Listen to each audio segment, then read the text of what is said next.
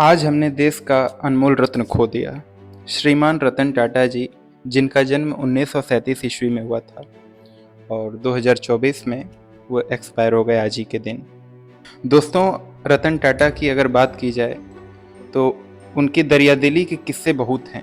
कितना सुनाया जाए, कितना बताया जाए। रतन टाटा एक उद्यमी तो थे ही, लेकिन उससे भी बढ़कर वो एक महान इंसान थे। उन्होंने मानवता के लिए बहुत कुछ किया। बहुत से ऐसे कार्य किए हैं जिसकी भारत में ही नहीं बल्कि पूरे विश्व में सराहना होती आई है। रतन टाटा के जीवन के कुछ अनसुने किस्से भी हैं जिनको उन्होंने अपने इंटरव्यू में बताया था। आप लोग जान लीजिए कि रतन टाटा ने कभी शादी नहीं की। हालांकि उनकी एक महिला मित्र थी, यानी कि एक प्रेमिका थी। जब वो विदेश में पढ़ा करते थे तो उनकी एक गर्लफ्रेंड भी थी। बात शादी तक पहुंची ही थी, लेकिन रतन टाटा जी को अचानक से भारत लौटना पड़ा, क्योंकि उनकी दादी माँ की तबीयत पिछले 7-8 सालों से खराब चल रही थी। इसलिए उन्हें आकस्मिक रूप से भारत आना पड़ा। इसलिए उन्होंने सोचा कि शादी करके अपनी गर्लफ्रेंड को भी भारत ले आएंगे, लेकिन ऐसा नहीं हो सका। लड़की के माँ बाप नहीं माने, लेकिन फिर भी रतन टाटा जी ने फैसला किया कि वो भारत आएंगे और वो सब कुछ छोड़ के भारत चले आए। और आने के बाद फिर उन्होंने यहीं पे अपनी सारी सेवाओं को देना स्टार्ट किया। उनके मार्गदर्शन में टाटा समूह बहुत ऊंचाइयों को छुआ।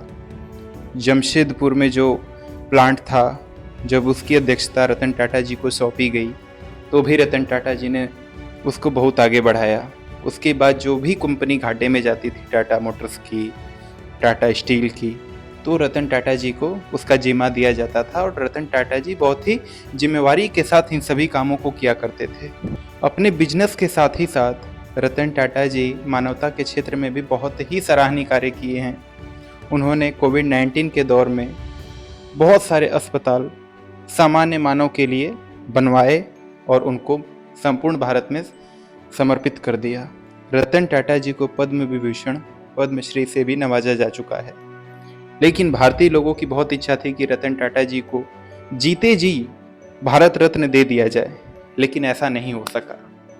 लेकिन मैं गुजारिश करता हूं अपने भारत सरकार से, गवर्नमेंट ऑफ इंडिया से, कि रतन टाटा जी को जीते जी तो भारत रत्न नहीं मिल पाया, लेकिन मरणोपरांत उनको भारत रत्न जरूर दिया जाए, क्योंकि भारत रत्न के सर्वाधिक काबिल व्यक्ति थे रतन टाटा जी।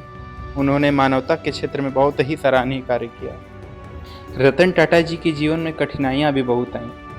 वह एक इंटरव्यू में बताते थे कि उन्होंने बहुत सारी ऐसी समस्याओं का सामना किया जिससे उभर पाना बहुत ही मुश्किल है सामान्य व्यक्ति के लिए। जैसे कि जब उनके माता पिता जी का तलाक हो गया, उन दिनों ये काफ़ी परेशान रहा करते थे। रतन टाटा जी के पिता चाहते थे कि ये वायलिन सीखे, लेकिन इनको सीखने का शौक था पियानो। तो इनके पिताजी बहुत सारी चीज़ें चाहते थे जो कि रतन टाटा जी ने नहीं किया, लेकिन अपनी योग्यता और सामर्थ्य के बल पर इन्होंने भारत के सबसे सफल उद्यमी बनकर दिखाया और इन्हें बहुत सारे पुरस्कारों से भी नवाजा जा चुका है।